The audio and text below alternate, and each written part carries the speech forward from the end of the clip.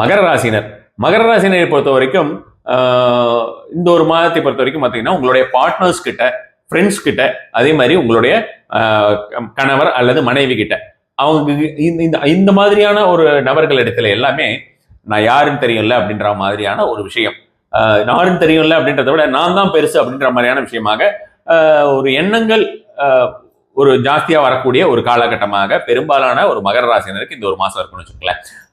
அவங்க கிட்ட அந்த மாதிரியான ஒரு விஷயமாக நடந்து கொள்வது, எனக்கு எல்லா விஷயமும் தெரியும், நீ சொல்றதை விட நான் சொல்றதுதான் பெருசு அப்படின்ற மாதிரியான விஷயமாக நடந்து கொள்வதற்கு உண்டான வாய்ப்புகள் அதிகம்.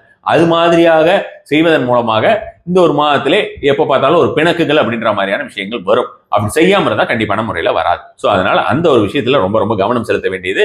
அதே மாதிரி பார்த்தோம்னா உடம்பு அப்படின்ற மாதிரியான ஒரு விஷயத்தை பொறுத்த வரைக்கும் கொஞ்சம் கவனம் செலுத்துவது அப்படின்றதும் கண்டிப்பாக தேவை. மற்றபடி பார்த்தோம்னா வேற எந்த ஒரு விஷயமுமே பெருசா சொல்ல வேண்டிய ஒரு விஷயமாக இருக்காது. மகர ராசினை பொறுத்த வரைக்கும் பணம் அப்படின்ற மாதிரியான விஷயங்கள், ஆப்பர்ச்சுனிட்டி அப்படின்ற மாதிரியான விஷயம்லாம் ரெகுலராகவே வந்துகிட்டு இருக்கும். அதெல்லாம் நல்லபடியாவே தான் இருக்கு, எந்த ஒரு குறையுமே கிடையாது. ஸோ அதெல்லாம் சூப்பரா வந்துகிட்டு இருக்கும். இந்த விஷயங்களிலே மட்டும் நீங்கள் அதிகமாக கவனம் செலுத்த வேண்டியது கண்டிப்பாகவே அவசியம். முருகனை இந்த ஒரு மாதத்திலே கெட்டியாக பிடித்துக் கொள்ளுங்கள். செவ்வாய்க்கிழமை தோறும் முருக வழிபாடு கண்டிப்பான முறையில செஞ்சுட்டு வரலாம். செவ்வாய்க்கிழமையில தான் செய்ய முடியும்னா அப்படி பண்ணுங்க.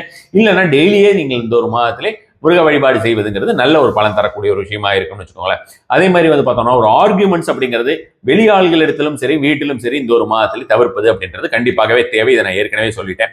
அதே மாதிரி எலுமிச்சை மாலை அம்மன் கோவிலே செவ்வாய்க்கிழமை என்று இந்த ஒரு மாதம் எலுமிச்சையில மாலை போடுறதுன்னு போடுவோம் இல்லையா, வேப்பிலை எலுமிச்சை எல்லாம் வச்சு கட்டி, அல்லது வெறும் எலுமிச்சை மட்டும் வச்சு கட்டி அப்படி மாதிரியான விஷயமா போடுவோம் இல்லையா, அது மாதிரியான ஒரு விஷயங்கள்லாம் போடுறது.